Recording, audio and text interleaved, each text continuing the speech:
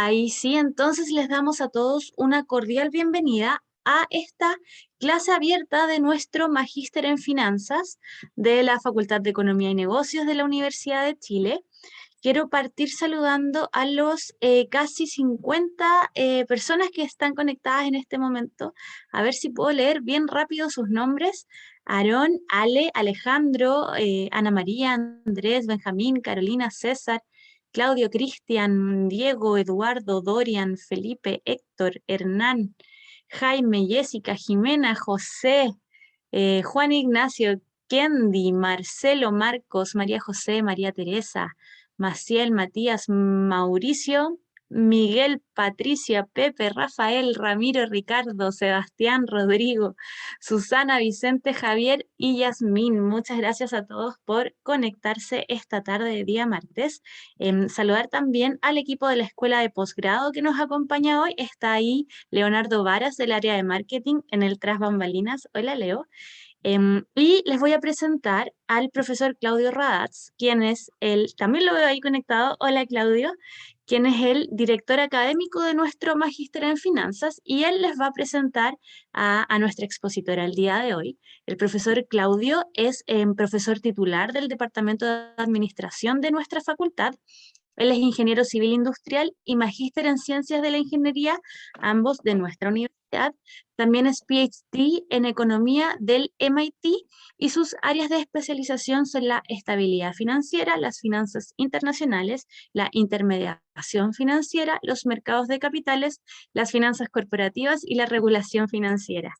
Los quiero invitar a todos, antes de darte la palabra, Claudio, invitarlos a todos a hacer sus preguntas, interactuar con nosotros y sus comentarios a través del chat, marcando la opción todos o everyone, y así los vamos a poder ir leyendo y comentarles, como comenté al principio, que esta charla está siendo grabada, entonces desde mañana la van a poder ver en nuestro canal de YouTube.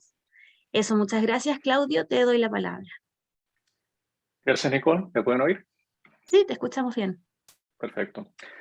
Bueno, muchas gracias nuevamente. Hola, buenas tardes a todas y todos. Como decía Nicole, mi nombre es Claudio Radatz, soy profesor titular de la FEN y soy el director académico del programa Magíster en Finanzas Weekend, que es una de las versiones de nuestro Magíster en Finanzas.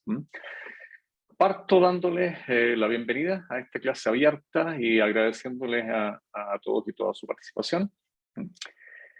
El objetivo de esta clase es, más allá de los contenidos y el caso en particular que van a discutir, es darles una visión de la experiencia de cursar un magíster en finanzas en la FEN, ¿no? Cuál es la manera de enseñar y la calidad de nuestros profesores. Y para eso tenemos el placer de contar esta tarde con Gabriela Clivio, que es profesora adjunta de la Facultad de Economía y Negocios y es miembro del claustro de profesores de nuestro magíster. Gabriela es economista de la Universidad de la República de Uruguay, magíster en finanzas de la S Business School, magíster en economía de la Pontificia Universidad Católica de Chile y miembro fundador de la CFA Society de Chile. Sus áreas de interés incluyen la valoración de activos, elección de portafolio, ética de los negocios y economía política. Gabriela ya lleva varios años dictando cursos en nuestro programa. Es una profesora súper bien valorada y evaluada por las y los alumnos. Así que tener esta clase con ella les va a dar una visión muy clara de lo que pueden esperar de nuestro programa. Así que, sin más que añadir, no les quito más tiempo y dejo con ustedes a Gabriela.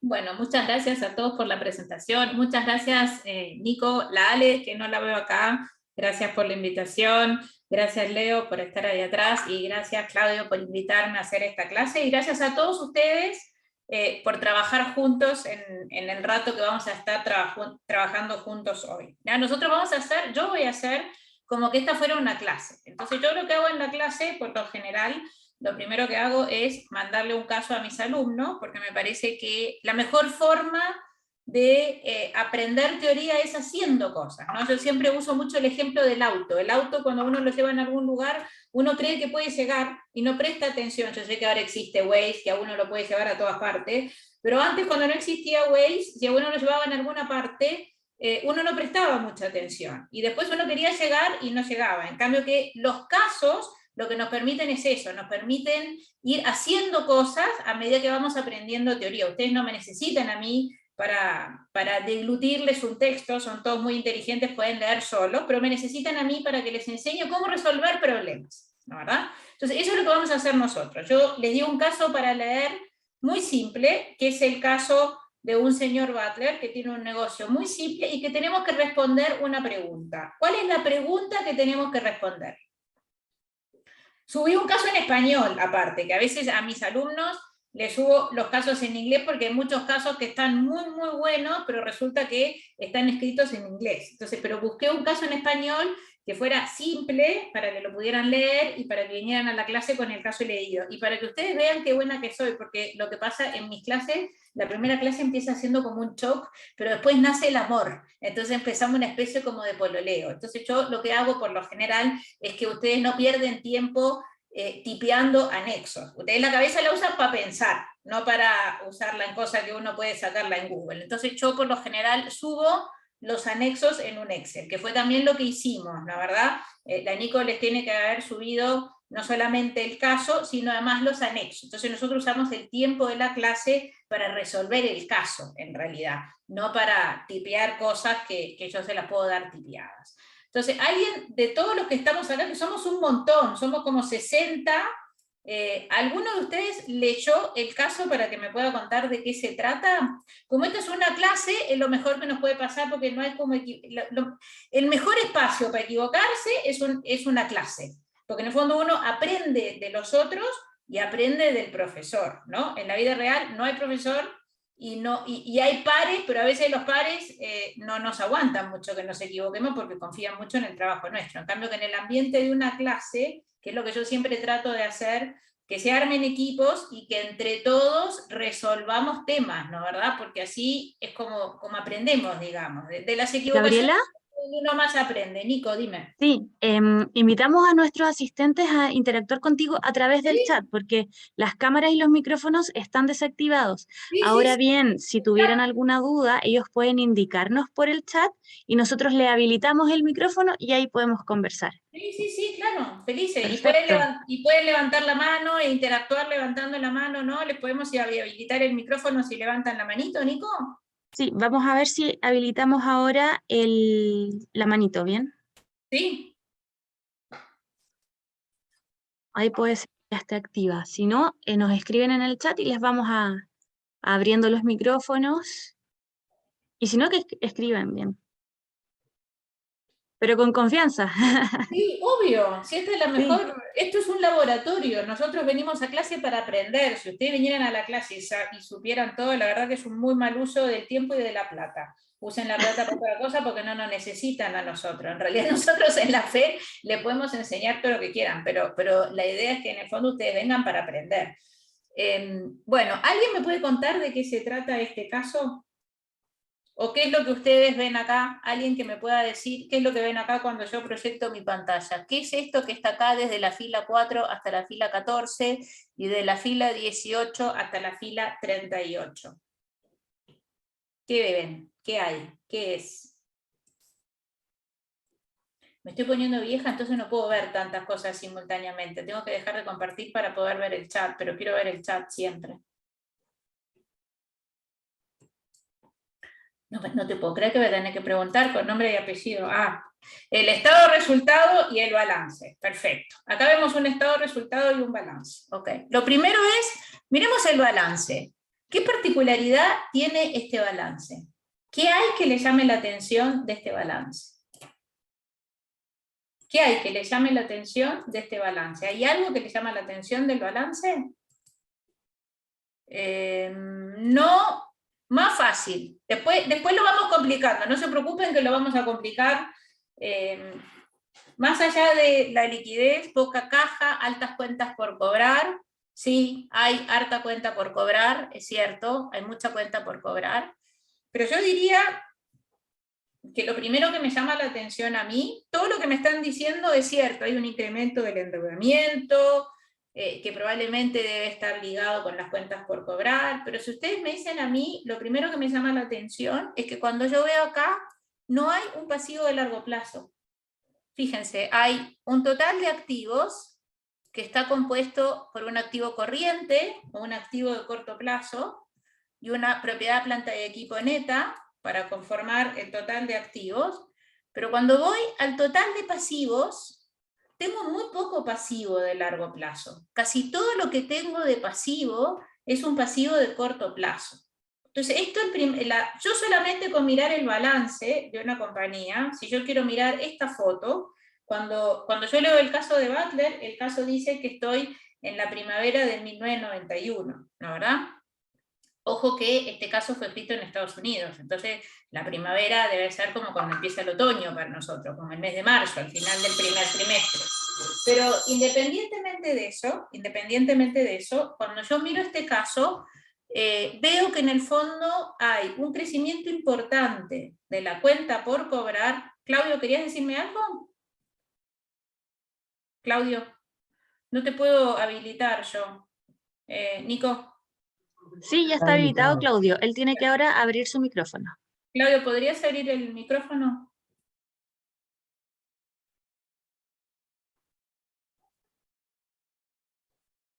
No. Bueno, voy a seguir explicando yo y cuando se habilite el micrófono de Claudio, dale nomás y me puedes interrumpir feliz de la vida porque a mí me gusta mucho interactuar con la gente. Entonces, claro, nosotros siempre estamos viviendo en el hemisferio sur. Tenemos que hacer que el sur sea nuestro norte, pero los casos estos, como todos los casos de Harvard, están centrados en Estados Unidos. Entonces, cuando nos habla de la primavera de 1991, nos está hablando más o menos de marzo de 1991, ¿no, verdad? Entonces, lo primero que yo tengo que ver acá es que yo acá tengo los estados financieros históricos. Hasta 1990 es historia. Yo estoy parada en la fecha del caso en 1991 y hasta 1990 es historia. Entonces yo veo una empresa que no sé si está creciendo o no, porque todavía no lo analicé. Lo que veo es que tiene un crecimiento importante de las cuentas por cobrar. Lo que veo es que tiene un crecimiento importante de las cuentas por cobrar. Por lo tanto, si tiene un crecimiento importante de las cuentas por cobrar, va a tener una necesidad de financiamiento creciente. Porque nosotros, el balance es una igualdad contable. Si yo tengo un aumento del activo, tengo que tener una contraparte que es el aumento del pasivo y el patrimonio. Vamos a ver que el margen neto de esta empresa es muy bajito. Y por lo tanto, no es que crece tanto el patrimonio, sino que el aumento del activo está financiado con un incremento importante del pasivo. Algo le pasa a esta empresa que está creciendo a nivel de ingresos, que es lo que vamos a analizar ahora, y que de alguna forma tiene que estar cobrando a más días, a mayor plazo de lo que le paga a sus proveedores, y eso le está generando un problema de endeudamiento creciente. Ahora, ¿tiene la empresa un problema de crecimiento? ¿Tiene Butler un problema de crecimiento? ¿Sí o no? Señores, ¿tiene Butler un problema de crecimiento? ¿Sí o no? ¿Dónde veo si Butler tiene un problema de crecimiento? ¿Dónde veo si Butler? Por lo que dice el texto, no, seguro, Ana, pero vamos a los números, porque a nosotros nos gustan los números. El texto aparentemente no dice que tenemos un problema de crecimiento, pero si voy a los números, ¿en dónde lo veo? Por las ventas, súper, vamos a mirar las ventas. Vamos arriba al estado de resultado y vamos a mirar las ventas. Si yo inserto acá una línea, yo asumo que como ustedes quieren hacer un magíster en finanzas o están pensando en hacer un magíster en finanzas, tenemos que perder el miedo y usar el Excel para arriba y para abajo, porque en realidad es una herramienta que hoy en día se precisa para todo. O sea, yo, para que se hagan una idea, en mis cursos ya no hago más exámenes. No hay examen, porque el examen implica memorizar y usar una calculadora, y en la vida real uno usa el Excel y no hay que usar la cabeza para memorizar, hay que usar la cabeza para pensar. Entonces yo en mis cursos lo que hago son casos, resolvemos casos. Usando el Excel, eso nos permite tener temas y una mayor complejidad del problema que estamos analizando que si lo hiciéramos con una calculadora, pero es mucho más rico el análisis que tenemos después. Entonces veamos cómo está el crecimiento de los ingresos. El crecimiento de los ingresos, porque yo pregunté si esta compañía tenía un problema de crecimiento, y alguien me dijo, no tiene problema de crecimiento. Entonces veamos cuánto crecen las ventas. Entonces, resulta que las ventas en el año 89 crecieron un 19% y en el año 90 crecieron un 34%. O sea, claramente, problema de crecimiento de las ventas no tengo. ¿Cuánto dice el caso que quiere vender Butler en el año 91? El caso dice que Butler tiene una proyección de ingresos para el año 91. ¿Cuánto tiene de proyección de ingresos Butler para el año 91? ¿Alguien lo recuerda? A ver qué me dice acá el chat. Espérate que como tengo la presentación abierta no puedo ver el chat.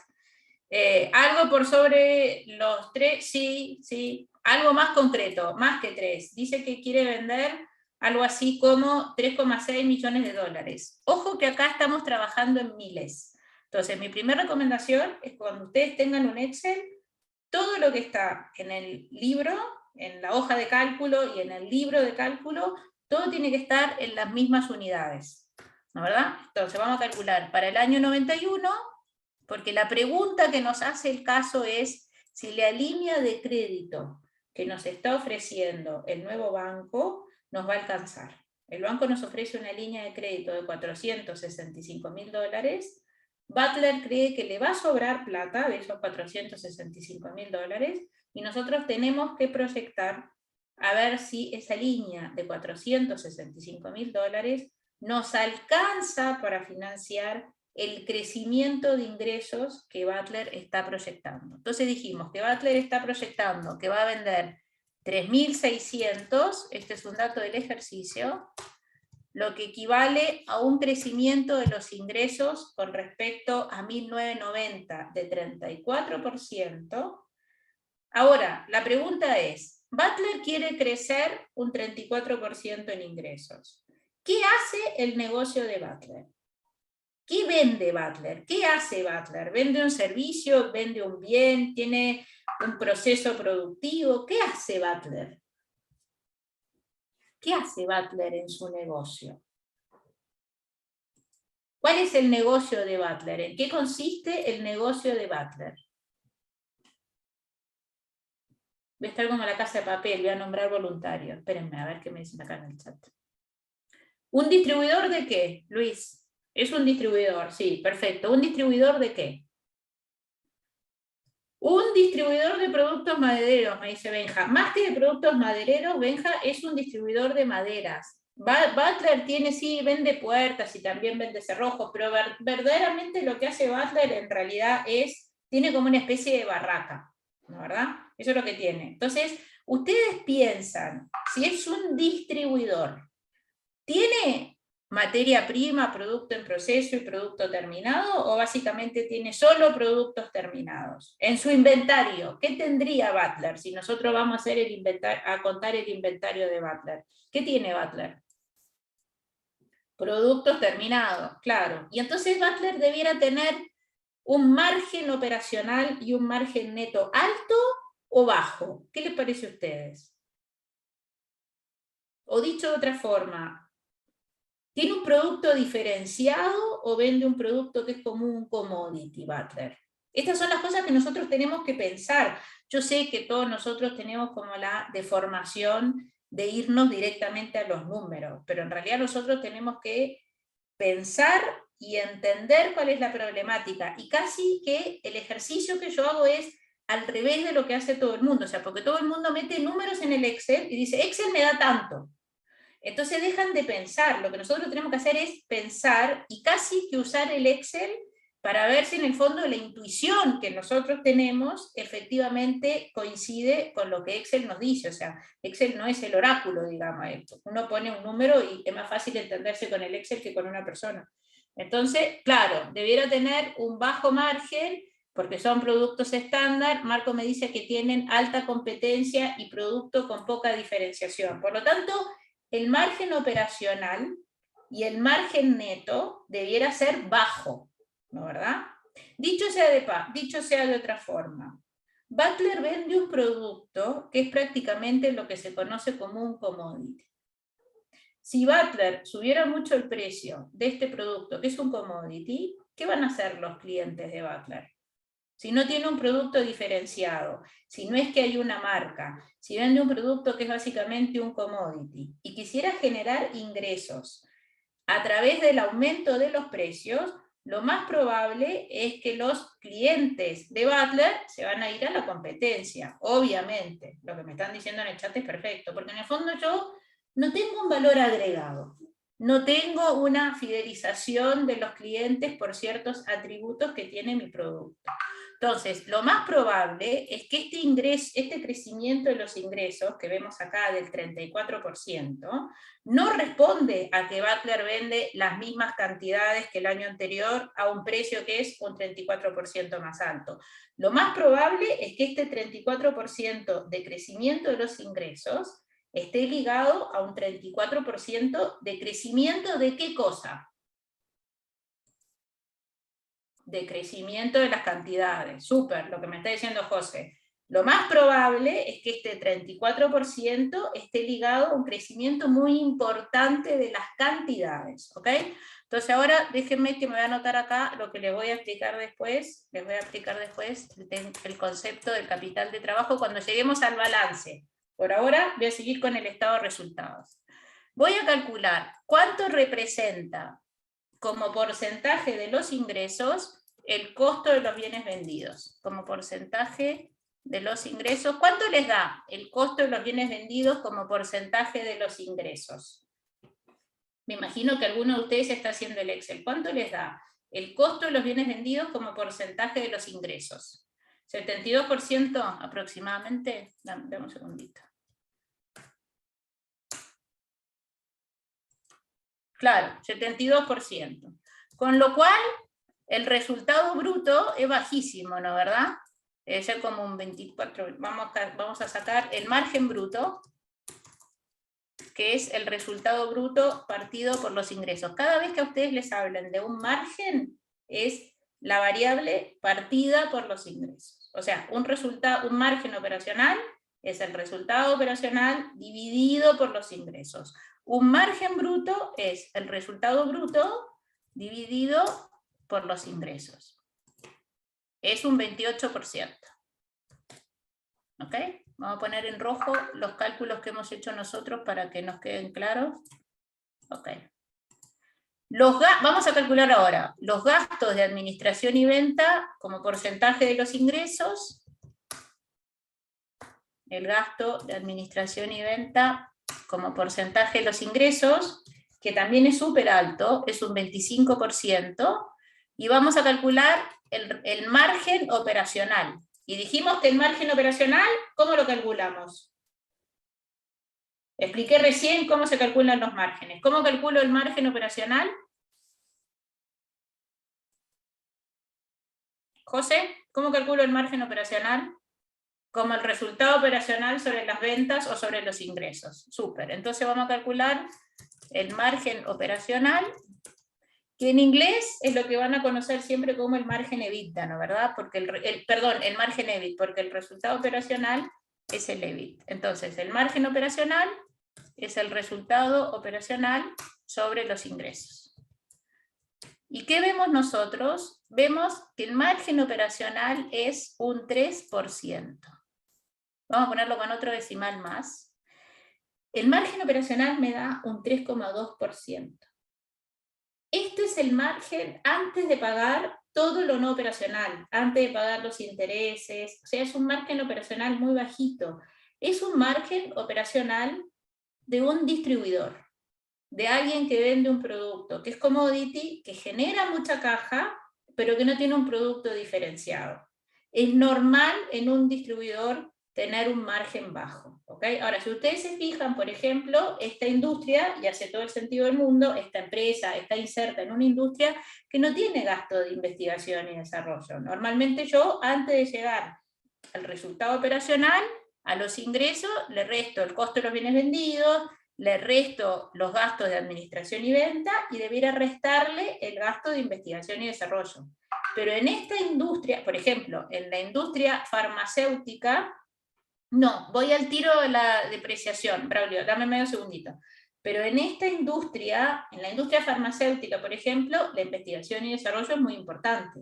porque además después yo obtengo una patente y tengo un periodo de exclusividad para vender ciertos bienes que justamente me protege o me incentiva a invertir en investigación y desarrollo. Pero en esta industria, donde yo básicamente en este negocio que lo que hago es que compro y vendo madera, no tengo ningún gasto de investigación y desarrollo, ¿ok? No es que vendo tableros melaminizados, entonces tengo un cierto grado de investigación porque quizás quiero recubrir mis tableros con algún material distinto o vendo diseño, no. Butler vende tablas de madera, o sea, sin ningún valor agregado. Ok, para que se hagan una idea, un supermercado tiene un margen EBIT parecido a un 6, 6,5%. O sea, esto tiene un margen operacional muy, muy bajito. La pregunta que me estabas haciendo, lo que hablábamos del tema de la depreciación. Fíjense una cosa, el EBITDA es lo mismo, los gringos son muy simples. El EBITDA es lo mismo que el EBIT más las dos letras que son la depreciación y la amortización. ¿Ok? Por lo general, cuando yo llego al resultado operacional, que es el EBIT, es el EBITDA menos la depreciación y la amortización. Yo acá no puedo sacar la depreciación. Primero porque en el fondo no es que no existe la depreciación, está incluida de alguna forma en el costo de los bienes vendidos y en el gasto de administración y venta. Una forma que yo tengo de calcular la depreciación, si no me la dan, es que cuando voy al balance puedo ver la línea que dice depreciación acumulada. Y la diferencia entre dos stocks de depreciación acumulada es la depreciación del año. Pero como acá me dan directamente la propiedad planta y equipo neta, no tengo datos para calcular la depreciación. Pero no me afecta en realidad, porque yo quiero ver la problemática. Primero quiero ver cuál es el problema que tiene Butler, que ya lo estamos identificando, que tiene un margen operacional muy bajito, tiene un margen neto muy bajito, por lo tanto el crecimiento de su patrimonio es muy bajito y va a tener que financiar el crecimiento de sus ingresos con deuda. Eso lo vamos a seguir viendo ahora que seguimos avanzando en el ejercicio. Pareciera que la rentabilidad sobre los activos se explica más por la rotación que por el margen operacional. Claro, ahora vamos a ir a ese punto. Déjame ir, esto es como los alcohólicos, vamos como un día a la vez, vamos viviendo nosotros. Entonces vamos viviendo como una parte a la vez, ¿ok? Entonces quedamos con que el margen neto es muy bajito. Ya. Y acá nosotros terminamos nuestro análisis del estado de resultados. En reportes de gestión, ¿qué es el EBITDA, Braulio? Ah, el EBITDA, sí, claro, es súper relevante. Yo no digo que no sea relevante, digo que es muy relevante, pero en este caso no podemos identificar cuánto es la depreciación.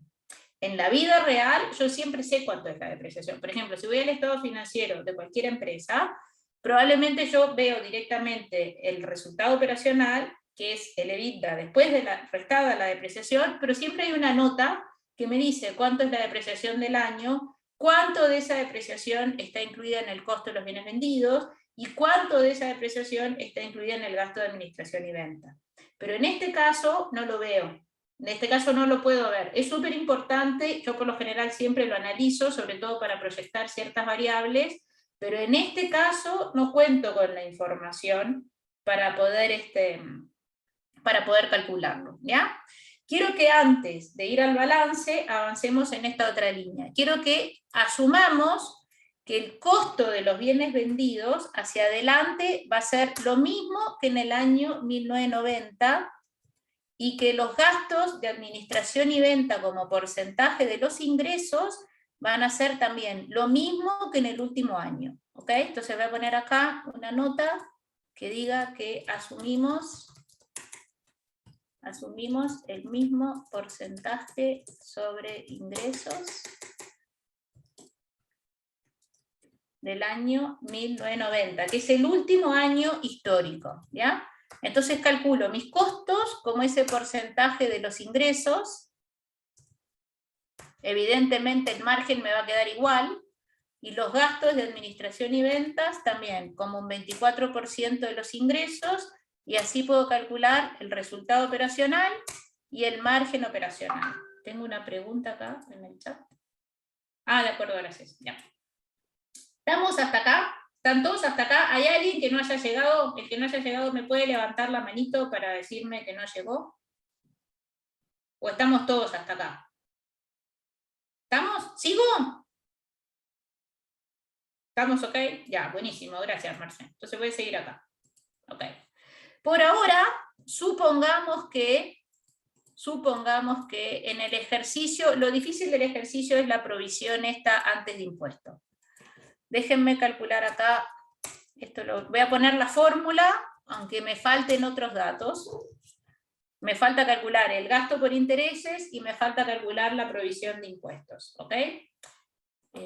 Una pregunta, ¿el gasto de administración del próximo año debiese ser más bajo?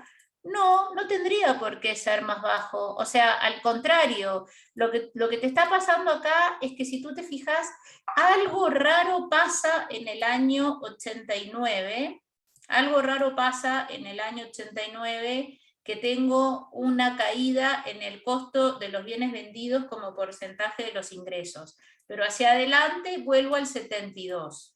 Y acá yo en el fondo lo que estoy haciendo es una proyección bastante conservadora. Yo lo que veo es que los gastos de administración y ventas en el año 88 fueron un 25% de los ingresos, después subieron hasta 26%, y yo en el año 1990 logré una determinada eficiencia, yo no, Butler, ¿no? Logró como desgrasar un poco como la ineficiencia que tenía en el año 89 y redujo su gasto de administración y venta a 24% de los ingresos. No hay nada que me haga pensar que Butler va a poder seguir mejorando en eficiencia en gasto de administración y venta. Si yo tuviera, por ejemplo, datos de empresas comparables, y yo viera que en promedio, ponte tú, o la mediana de las empresas comparables tienen un gasto de administración y venta de 22%,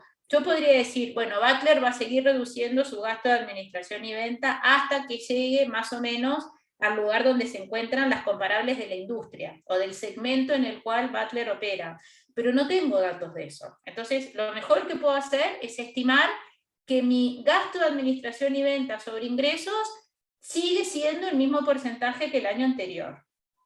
O que no sé, o no se deteriora, digamos, ¿no? No tengo un empeoramiento, no tengo una ineficiencia como lo que me pasó en el año 89. Por eso supuse que se mantiene en 24, que quizás no es 24 exacto, es 24,4, que es el mismo porcentaje del año 90, ¿ok? Para no complicar las cosas, déjenme un segundito a ver qué es lo que tengo en mi chat. Ah, ya, ok. Para no complicar las cosas, como en el fondo, quiero que piensen algo antes de calcular la línea de los intereses. Lo normal es, entonces, que si yo quiero crecer un 34% de ingresos, ¿qué tengo que hacer para poder materializar este crecimiento del 34% de los ingresos? ¿Qué es lo que está proyectando Butler? ¿Qué es lo que voy a tener que hacer antes de ver que se me materializa el crecimiento de 34% de los ingresos? ¿Qué es lo que tiene que pasar? ¿Qué es lo que tiene que pasar? Sí, bueno, pero esa es una igualdad contable. Ingresos es precios por cantidad. Si yo quiero aumentar mis ingresos en un 34%, esa es la respuesta, Ro. Lo que voy a tener que hacer es aumentar mi activo. En este caso, el activo que tiene que aumentar Butler es el stock o su inventario, porque en realidad Butler lo que hace es que compra y vende madera, ¿no, verdad? Claro, tengo que aumentar el inventario. Lo mismo que me estás diciendo tú, Marce. Pero si esto fuera, por ejemplo, no sé, un retailer, antes de la pandemia, uno pensaría, si yo quiero aumentar mi ingreso y soy un retailer, estamos en el mundo prepandémico, donde casi la gente compraba muy poquito online. Y resulta que un retailer quería aumentar sus ingresos. ¿Qué era lo que tenía que hacer previamente a que se materializara su crecimiento de los ingresos? ¿Qué tenía que hacer un retailer antes de la pandemia si quería ver que al año siguiente quisiera tener un crecimiento muy importante en materia de ingresos. ¿Qué tenía que hacer para lograr ese crecimiento de ingresos? No tanto, no venía tanto por el lado de los inventarios, Aarón. Nuevos locales, claro. Más que nuevos locales, o sea, dicho de otra forma, tenía que aumentar la superficie de sala de venta. Esa superficie de sala de venta tenía una venta, digamos, por metro cuadrado. Entonces, si yo aumentaba el número de locales o la superficie de venta, iba a generar más ingresos porque tenía un ingreso por metro cuadrado asociado, ¿no? O sea que antes de que yo logre materializar el crecimiento de los ingresos que yo estoy previendo, tiene que haber un aumento de mis activos.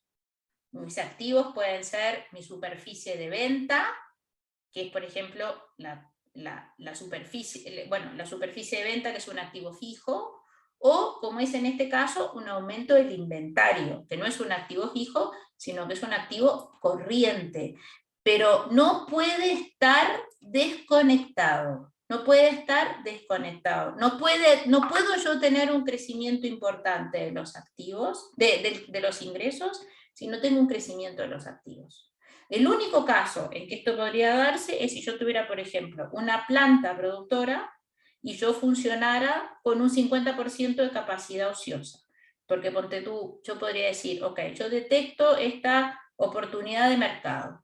Y en lugar de armar una planta pequeña, una planta productora pequeña para satisfacer la demanda del corto plazo, ya voy a hacer una planta grande que, si bien durante un tiempo voy a estar funcionando con la mitad de la capacidad instalada, que va a estar ociosa, en el mediano y largo plazo no voy a tener que seguir invirtiendo porque ya voy a tener la capacidad hecha.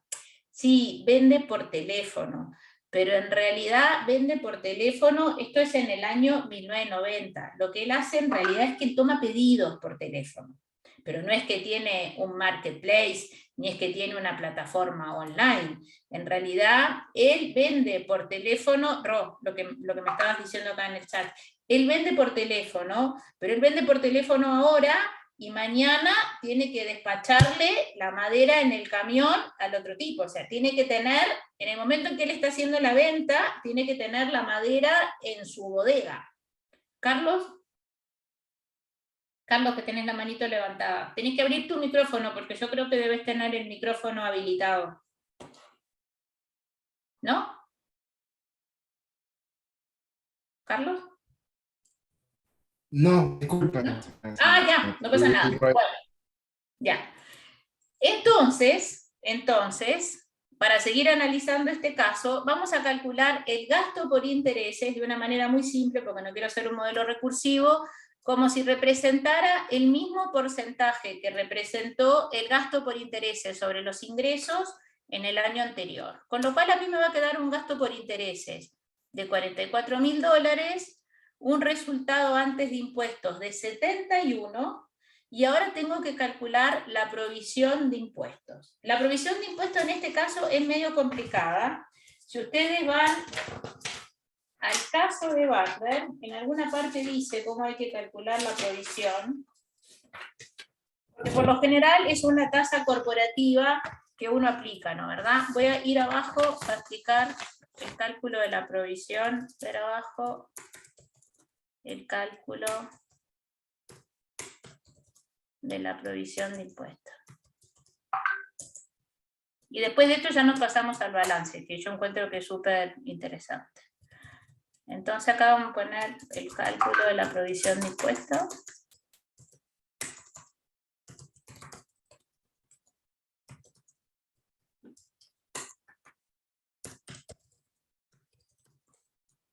Entonces el caso nos dice lo siguiente. ¿Alguien me está escribiendo algo por el chat? A ver. ¿Cómo calculo los 44% de interés? Lo calculé asumiendo que el interés tenía el mismo porcentaje de ingresos que el año anterior. Si queréis lo voy a poner acá como más explícito. Lo voy a sacar como porcentaje calculo el interés como porcentaje de los ingresos, igual que los otros, y lo mantengo para adelante, y acá lo voy a dejar referenciado acá. Asumí el mismo porcentaje del año anterior. Lo voy a poner con otro decimal para que se vea bien, ¿ok? Quiero que calculemos ahora la provisión de impuestos, ¿ok? Al final de la página 2, en el caso que todos tienen, hay una nota. Y en esa nota, que es lo que uno nunca mira, pero es donde siempre hay que mirar, está la forma de calcular la provisión de impuestos. Y me dice lo siguiente: los primeros $50.000 tributan un 15%. Entonces, los primeros 50.000, como estoy trabajando en miles, voy a poner los 50. En miles, dice, los primeros 50.000 tienen una tasa de impuesto de 15%. Quiere decir que el impuesto a provisionar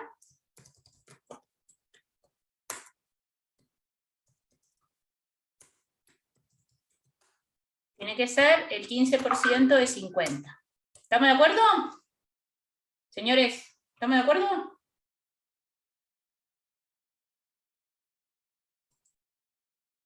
Sí, fenómeno. Sigamos. Después me dice el caso, en la nota esta. El caso después dice, los primeros 50.000 paga 15%, 25% en los siguientes 25.000. O sea, que entre 50 y 75 paga 25%. ¿Cuánto le queda después de los 50? Le queda los 71 menos los 50. No llega ni siquiera a tener 25.000. Entonces, de esos 21%, tiene que pagar un 25%. Y ya no tiene más. ¿Qué pasó acá? Control Z. Y ya no tiene más utilidad antes de impuesto. O sea que todo lo que tiene que armar su provisión de impuesto es por $12.000, $12.700. ¿Se entendió? Si tuviera más ingreso, tendría que, por el tramo que supera más allá de los 75.000, tiene que pagar creo que un 34%, pero no llega a ese tramo. No llega a ese tramo porque solamente genera 71.000, ¿no? De utilidad antes de impuesto. Entonces, ahora que tengo calculado los 12,7, lo voy a poner acá en naranja, y los voy a subir a mi estado de resultados. Lo voy a linkear acá en mi estado de resultados.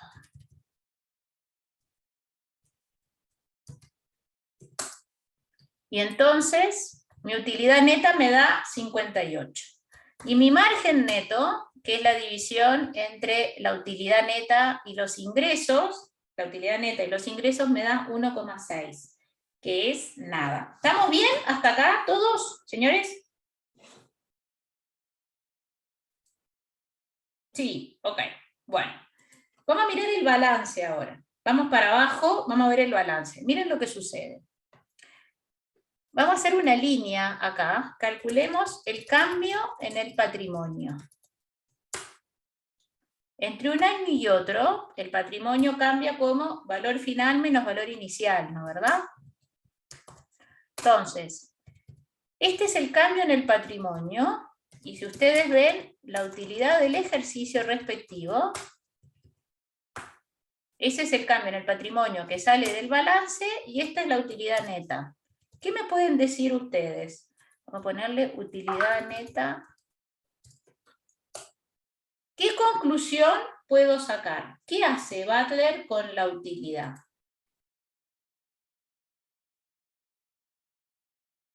Pero déjame ver un segundito, después vemos cómo cambia, pero si no, no podemos, no reparte dividendos. Es así, lo que me dice Vicente es lo correcto.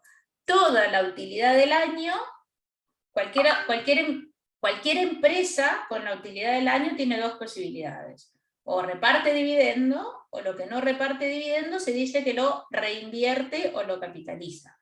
Lo que se reinvierte, que no se reparte en utilidades, la parte de la utilidad que no se distribuye como dividendos va a aumentar el patrimonio, ¿ok? Acá nos queda claro que si el cambio en el patrimonio es igual a la utilidad neta, quiere decir que Butler no reparte dividendos. No hay nada que nos diga que Butler va a cambiar su política. Por lo tanto, lo primero que yo voy a hacer es que como yo ya calculé la utilidad del año, voy a calcular el patrimonio. El patrimonio del año 91 va a ser igual al patrimonio que tenía al final, a diciembre de 1990, más la utilidad neta del año 1991. ¿Está claro? Porque voy a seguir con el mismo supuesto de lo que han sido los años anteriores, de que en realidad Butler no reparte dividendos. Entonces lo voy a poner acá para que nos quede todo claro. Asumo que Butler sigue sin repartir dividendos. ¿Estamos? Asumo que Butler sigue sin repartir dividendos, ¿ok? Lo otro que quiero que se den cuenta es que la deuda de largo plazo todos los años va cayendo en 7, que son los mismos 7 que se mantiene la deuda de corto plazo. O sea, quiere decir, yo tengo una deuda de largo plazo que la porción que se vence cada año me permite ir bajando la deuda de largo plazo, y la deuda de corto plazo, la porción corriente de la deuda de largo plazo siempre va a ser 7. Entonces vamos a hacer eso, vamos a suponer que la porción de corto plazo de la deuda de largo plazo es 7, y entonces la deuda de largo plazo va bajando. ¿Ok? Bueno, ahora que tenemos esto, que es como la base, estos pagarés con el banco es la deuda con el banco. Perdón, me equivoqué. Deuda con el banco. Y estas son las cuentas por pagar con los proveedores. ¿Ok? Ya, ahora vamos a hacer lo más fácil del balance, que fue lo que nosotros dijimos que debiera pasar, que en el fondo, si yo quiero hacer crecer mis ingresos, lo más probable es que primero tiene que venir un crecimiento de los activos, ¿no, verdad? Calculemos los activos otra vez, como porcentaje de los ingresos. Entonces, como porcentaje de los ingresos, a veces, en lugar de decirnos que lo calculemos como porcentaje de los ingresos, nos dicen los días de caja. Entonces nosotros tenemos que calcular la venta diaria y a cuánto equivale como días de caja lo que tenemos en caja. Acá lo vamos a hacer más fácil y lo vamos a calcular como un porcentaje de los ingresos. Y vamos a ver que en realidad se mantiene súper constante. Fíjense, control R. Resulta que la caja es, acá fue cayendo, un 1,5% de los ingresos. Si yo mantuviera la caja como un 1,5% de los ingresos, entonces la caja del año 91 sería $55.000. ¿Estamos? Ponerlo amarillo para que así seguimos manteniendo lo del año anterior. ¿Alguna pregunta? ¿Alguna duda de esto? ¿No? Ok. Las cuentas por cobrar, que es uno de los principales componentes del capital de trabajo, si yo, control Z. Si yo lo calculara como porcentaje de los ingresos y mantuviera ese 11,8, que no debiera por qué cambiar, porque uno más o menos como que me da 4,24. O sea, si yo más o menos le estoy dando determinado plazo de financiamiento a mis clientes, es muy poco probable o es muy difícil que yo ahora pueda agarrar el teléfono y decirle a los clientes, mira, ahora te voy a cobrar a menos plazo. Entonces es muy complicado que se dé esta dinámica y que los días de cuenta por cobrar, por ejemplo, disminuyan notoriamente, ¿no? ¿Verdad? Ok. Y acá tenemos que hacer lo mismo con el inventario. ¿Cuánto les da el inventario proyectado si mantuvieran el mismo porcentaje de los ingresos que el año anterior? No lo voy a hacer. ¿Cuánto les da el inventario proyectado? O sea, esta cifra que estoy marcando acá en naranja, si mantuvieran el mismo porcentaje como porcentaje de los ingresos que el año anterior. ¿Cuánto te da? 559. A ver, sí, yo creo que sí. Como porcentaje de los ingresos tendría que dividir el inventario sobre los ingresos, mantener el mismo porcentaje y me da 559, súper. Con lo cual puedo calcular el total de activos corrientes, y ahora la duda que me queda, digamos, o la variable que me falta para tener el total de activos es mi propiedad, planta y equipo. En este caso, la verdad es que Butler tiene una sola propiedad, planta y equipo, que bueno, la oficina donde él trabaja, que atiende el teléfono, que nos cuentan en el caso, y el galpón este gigante que tiene, ¿no? ¿Verdad? Entonces, lo que nosotros dijimos al principio es, Butler va a seguir vendiendo madera. Por lo tanto, con un crecimiento de un 34% que le está proyectando de los ingresos, lo más probable es que esto implique que va a aumentar, ponte tú que no sé, que aumenta un 3% el precio de venta de la madera porque era la inflación histórica. Pero lo que tiene que aumentar mucho son las cantidades. Si nosotros suponemos que él ya está usando su galpón a tope, tiene que hacer una ampliación del galpón, porque si no, no puede meter un 30% más de cantidad de madera. Jorge, ¿tenías una pregunta? George. Jorge, ¿tenés una pregunta? No te escucho. Yo creo que si querés hablar conmigo tenés que habilitar el micrófono. Feliz, porque esto parece como un monólogo. Yo hablo sola y nadie me interrumpe. Esto no sucede en las clases, ¿eh? En las clases, bueno, ahora ya ni siquiera damos más clases por Zoom. Todas las clases son presenciales, así que es mucho mejor porque yo lo puedo ver y me doy cuenta cuando alguien se me pierde. Y es mucho menor la distracción en lo presencial. No estamos con sonido habilitado para dar un segundito. Nico, ¿estás por ahí? Sí, estamos acá. Jorge tiene que habilitar su micrófono Sí. para hablar. Jorge, cuéntame, ¿en qué te puedo ayudar? Jorge. Y esas clases no quedan grabadas. Jorge. Ahora funciona todo. Ahora sí, se escuchó a lo lejos. Sí, tiene la mano levantada y lo escucho, pero no logro entender lo que me está diciendo. Jorge, ¿me querías hacer una pregunta? No. Bueno, voy a seguir entonces. Entonces, como estábamos diciendo, lo más probable es que yo voy a tener que hacer una inversión en aumentar mi propiedad, planta y equipo neta, porque si no va a ser muy difícil que yo pueda acomodar un 30% más de madera, ¿ok? Por lo general, esta es la variable crítica. Esta es la variable que cuando yo tengo que hacer una valoración de una empresa, me siento con las personas que quieren que les haga la valoración y les pregunto, ¿me pueden dar la última, ¿cómo se dice? ¿Me pueden dar la última presentación al directorio? ¿Cuánto tienen pensado invertir? ¿Cuál es el CAPEX? Que es la forma en que se dice en inglés, ¿no? Que viene de Capital Expenditure, de gasto en activo fijo, de Capital Expenditure.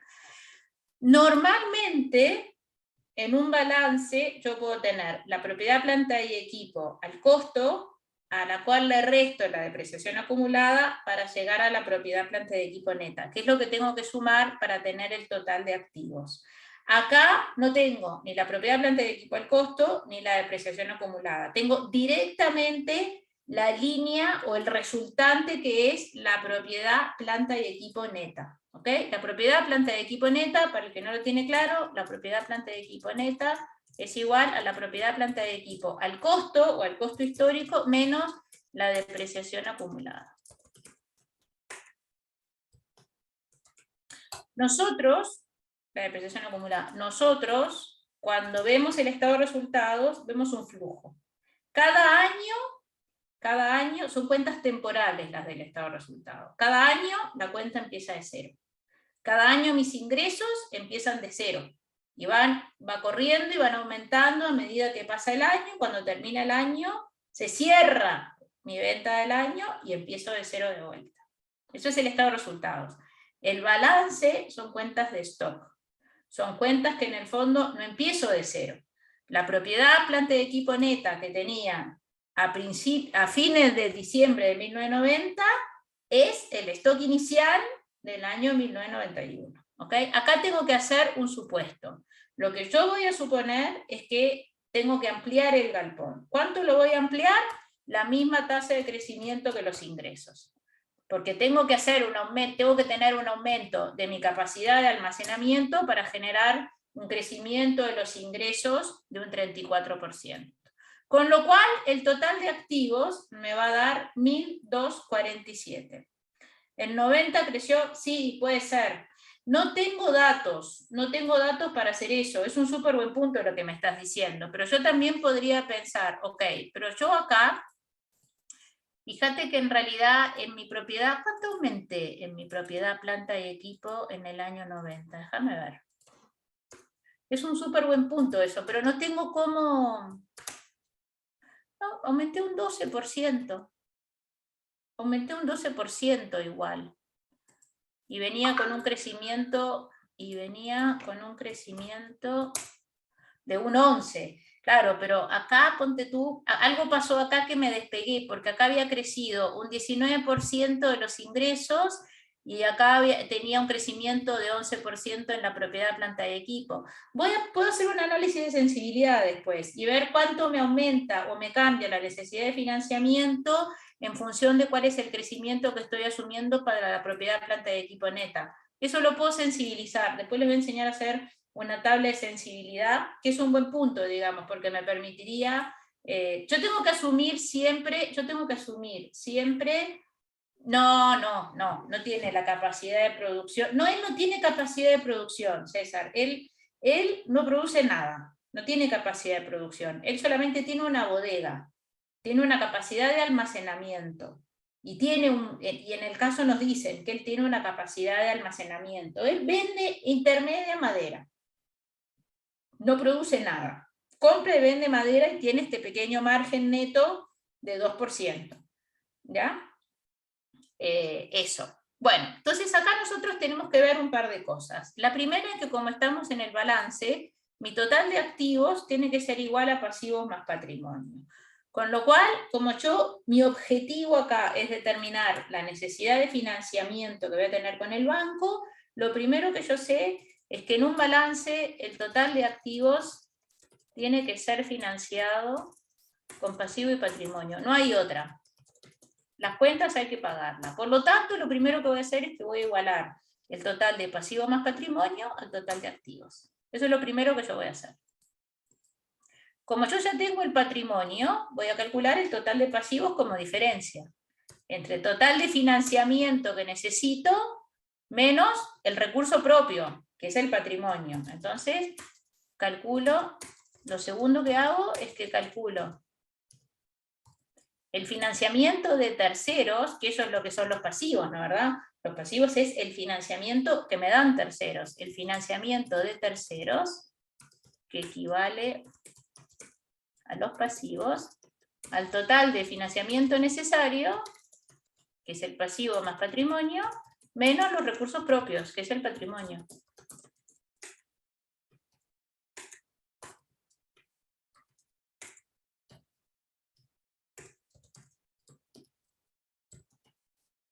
Que es la parte del financiamiento que aportan los dueños de la empresa. Ok. Como tengo a su vez el financiamiento de largo plazo, la diferencia entre el total del financiamiento de terceros menos la deuda de largo plazo es el total de pasivos de corto plazo. Entonces, lo tercero que hago es calculo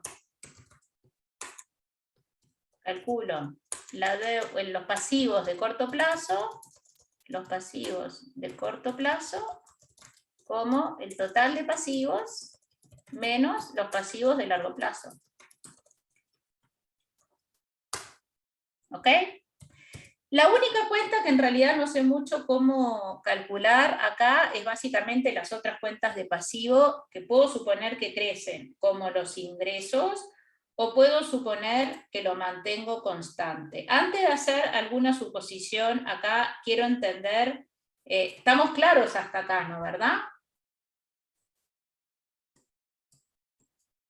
Señores. A ver, espérate, que acá tengo varios. Ya, perfecto, ok.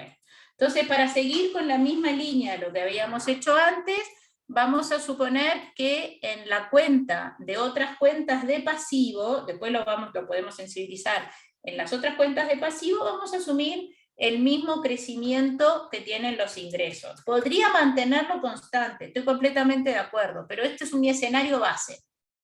A mí no me gusta mucho la gente que hace 80 escenarios, porque en el fondo si yo hago 80 escenarios, yo después tengo que asignarle una probabilidad de ocurrencia a cada escenario. Entonces tengo que ser Mandrake el mago para saber cuál es la probabilidad de ocurrencia de cada escenario. Sin embargo, si yo hago un escenario base, que es el escenario que yo considero que es el más probable, y sensibilizo el valor de cada variable, tengo mucho más claro cómo se mueve el precio de la acción, el valor del negocio, la cantidad de financiamiento, si hago variar cada una de las variables críticas que quiero sensibilizar, y tengo mucho más idea del impacto que en lugar de si hago muchos escenarios distintos donde todo va cambiando simultáneamente. ¿Ok?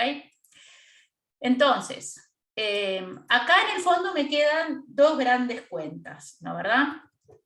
Que es la cuenta por pagar a los proveedores y el endeudamiento con el banco. ¿Okay? Son dos cuentas de pasivo. La cuenta por pagar es una obligación que yo tengo con mis proveedores, y la cuenta y lo que no me financian los proveedores, pero que me falta de financiamiento, se lo va a tener que pedir al banco. ¿Okay? Entonces, la intuición que a mí me gustaría que ustedes tuvieran acá es que cuanto más financiamiento me dan a mí mis proveedores, cuanto más financiamiento me dan a mí mis proveedores, la deuda con el banco, ¿cómo deberá ser? ¿Mayor o menor? Menor, ¿no verdad? Entonces a mí lo que me conviene, yo tengo que responder a la pregunta de si en función de la deuda, si me va a alcanzar la línea de crédito o el préstamo por $465.000 que me va a prestar el banco. Tengo que responder esa pregunta. Evidentemente que si cuando yo miro el balance y resulta que acá la deuda que tengo con mis proveedores, yo le pago a los proveedores al mismo plazo que le estaba pagando antes, que es a muchos días, yo voy a tener un stock de deuda con los proveedores grande o pequeño. Si me dan mucho plazo de financiamiento, voy a tener un stock de deuda con los proveedores, grande o pequeño, grande, súper bien, Benja, grande. Con lo cual, puede ser que el endeudamiento con el banco sea menos de los 465.000 que me dice el banco que me va a prestar. La deuda que yo tengo con los proveedores es función de la compra que yo hago en el año, ¿no verdad?, de madera. Entonces yo, para ver a cuántos días le pago a los proveedores, debiera calcular la compra del año. ¿Estamos claros hasta acá que tengo que calcular la compra del año? Señores. ¿Estamos claros que tengo que calcular la compra del año? Ok. Entonces, calculemos la compra del año. Vamos a calcular la compra del año. Resulta que cuando empieza el año, yo tengo un stock inicial de materia prima, no de materia prima, de madera en realidad, un stock inicial, ¿no verdad? Después compro madera, vendo el costo de la materia prima y me quedo con un stock final. La cifra de stock inicial y de stock final yo ya las tengo porque yo ya calculé el balance. Entonces voy a sacar la compra por diferencia. Miren, epa.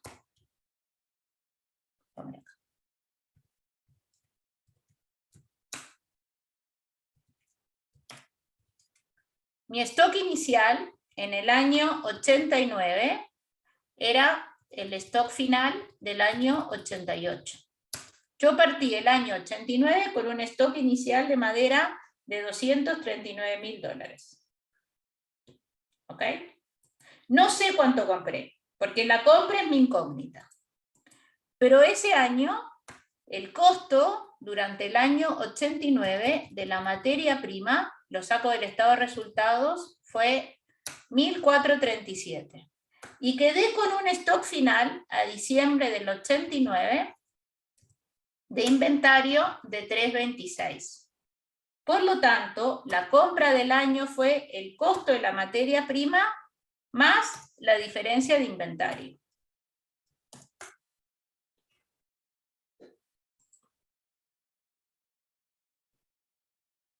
¿Estamos claros? ¿O lo repito?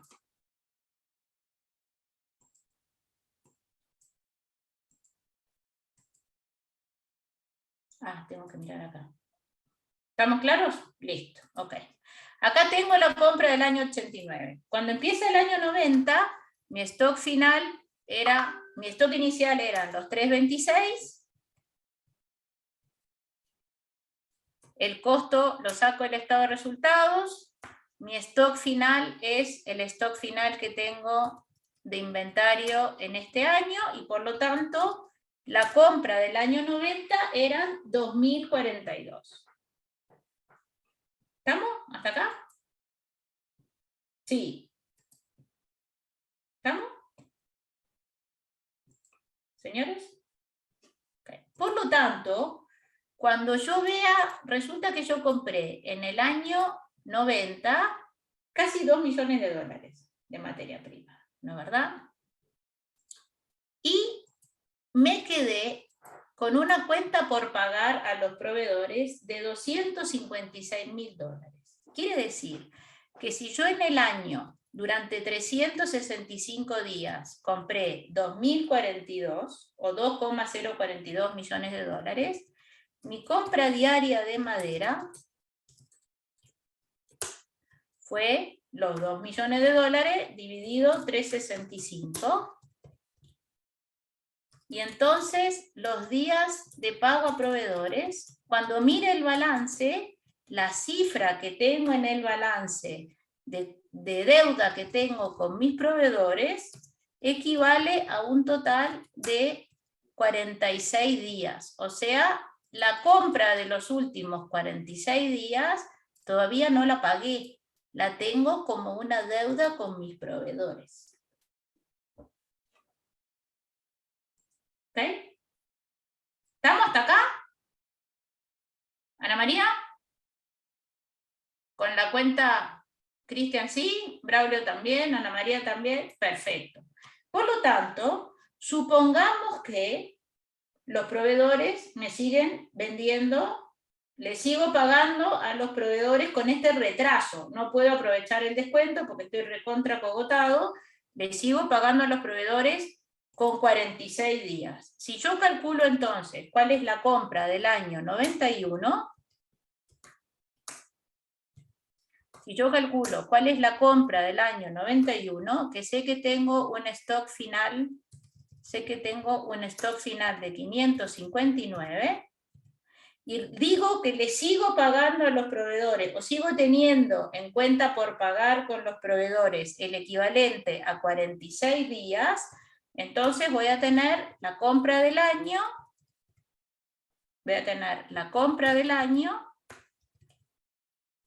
dividido 365 multiplicado por 46. Me da 344, que me queda con deuda con los proveedores.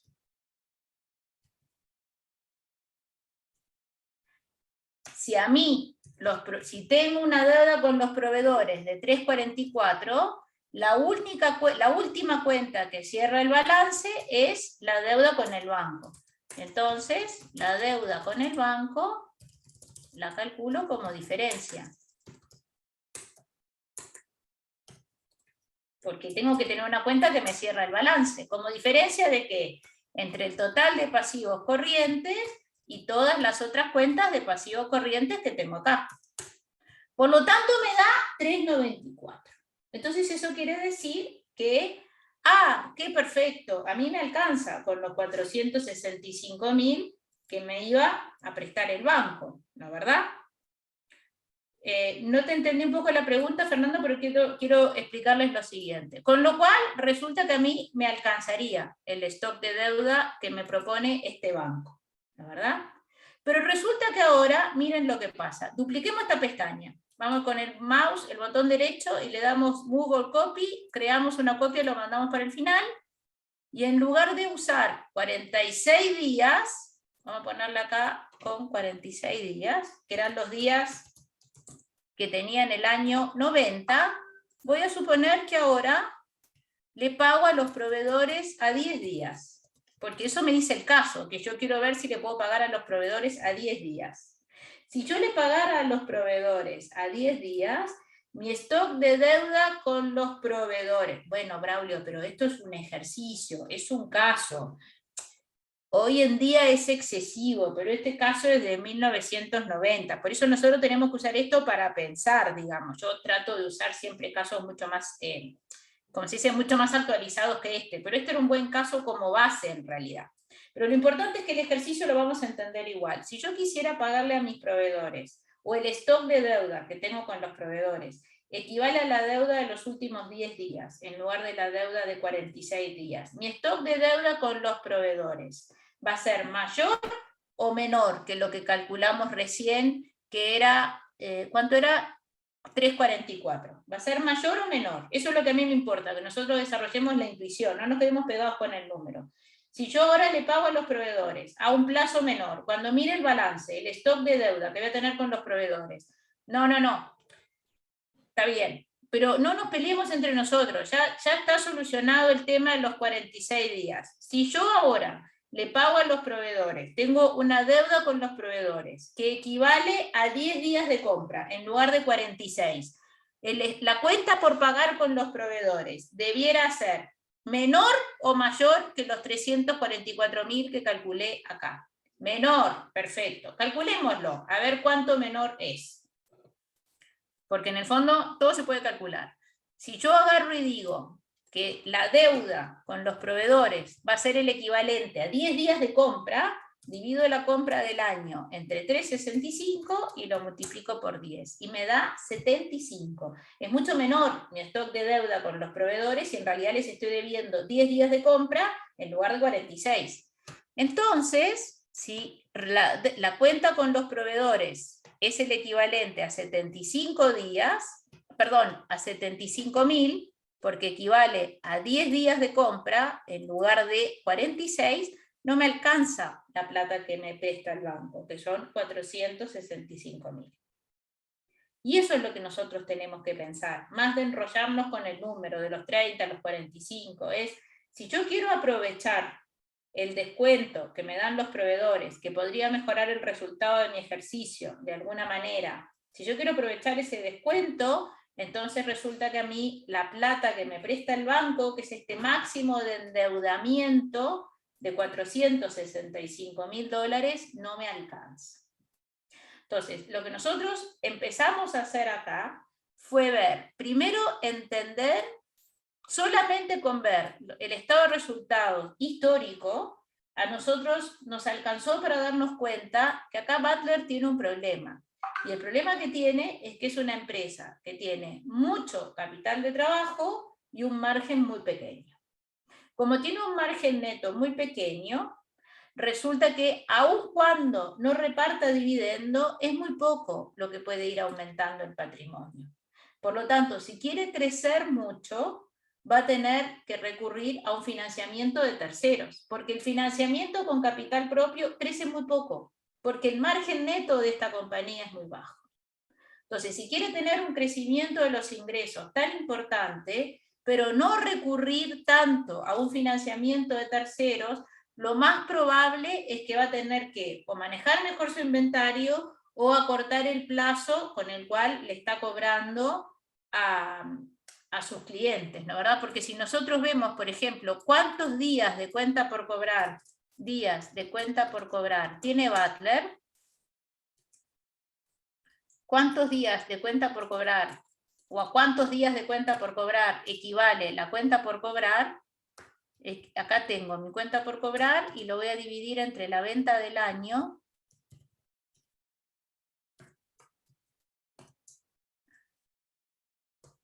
Entonces, Butler acá lo que está pasando es que está cobrando tiene 43 días de venta que tiene que financiar en la cuenta por cobrar y no puede estar pagándole a los proveedores a 10 días, ¿no, verdad?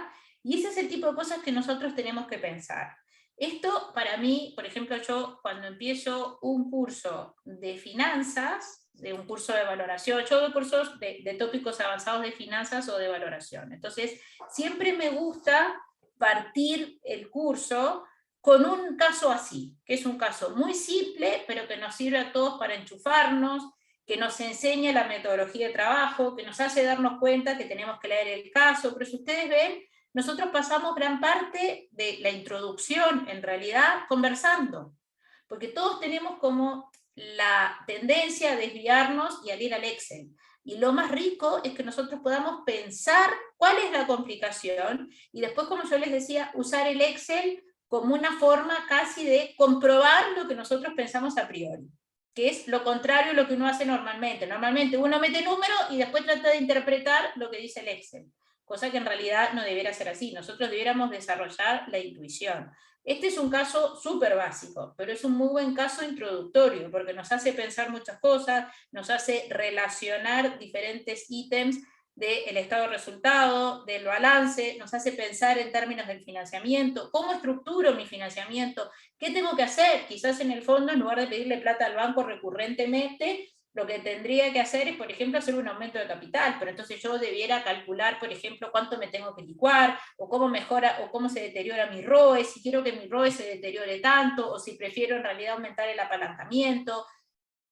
Esto después da origen a ejercicios mucho más complicados y mucho más parecidos a lo que es la vida real, en realidad. Pero es un muy buen caso para partir, es un muy buen caso para refrescar conocimientos. Quizás hay muchos de ustedes que hace mucho tiempo que no ven estos temas, entonces es un muy buen caso para que todos empecemos a perder el miedo del Excel, leer los casos, familiarizarnos, aprender con la metodología del caso, que tampoco es tan común y que implica mucha más interacción, y es un caso que a mí me gusta mucho. Por lo general, el magíster tiene un enfoque evidentemente práctico, digamos, porque no queremos solamente desarrollar contenidos teóricos, sino que en el fondo queremos ver cómo aplicamos la teoría a la práctica, ¿no, verdad? Y cómo esto nos sirve para resolver situaciones súper concretas. El hecho de que nosotros resolvamos este tipo de ejercicios quiere decir que para muchos de ustedes que trabajan en algo similar, mañana pueden aplicar esta metodología para ver cuál es el problema.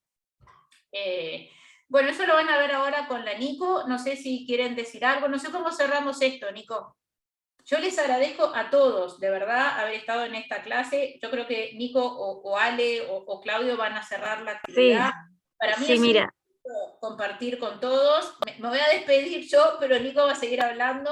Así, de verdad, espero que les haya servido, espero que les haya gustado.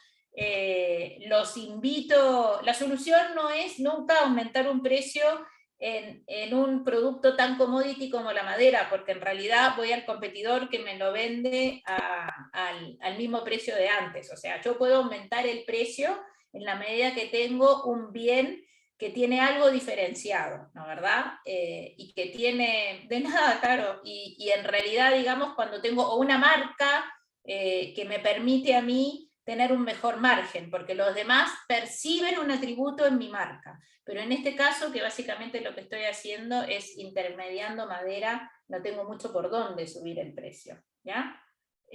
Nico, gracias, señores. Bien, Gabriela, gracias a ti por tu tiempo, por tu entrega, por resolver las preguntas aquí de nuestros asistentes.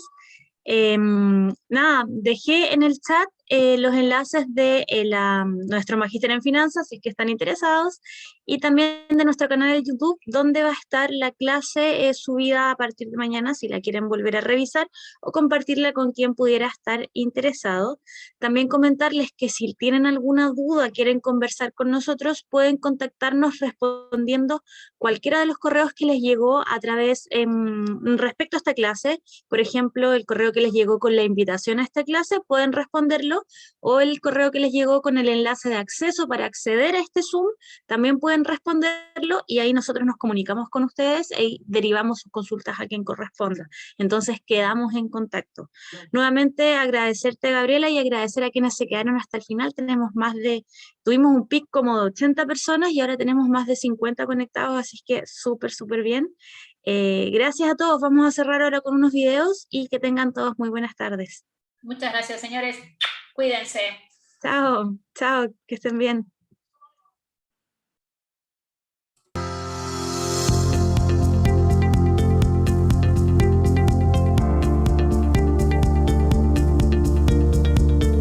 Estamos contentos que ellos hayan preferido nuestra escuela, la Facultad de Economía y Negocios de la Universidad de Chile, que además ha sido catalogada número 1 en finanzas de acuerdo al ranking de América Economía. He tenido gente conocida que ha estudiado también en este magíster, entonces ellos me han dado buenas recomendaciones de los profesores también y del desarrollo de este curso. La universidad la elegí porque en materia de finanzas es la número 1 a nivel latinoamericano y lo que espero es un conocimiento acabado sobre las distintas materias que nos va a entregar el programa.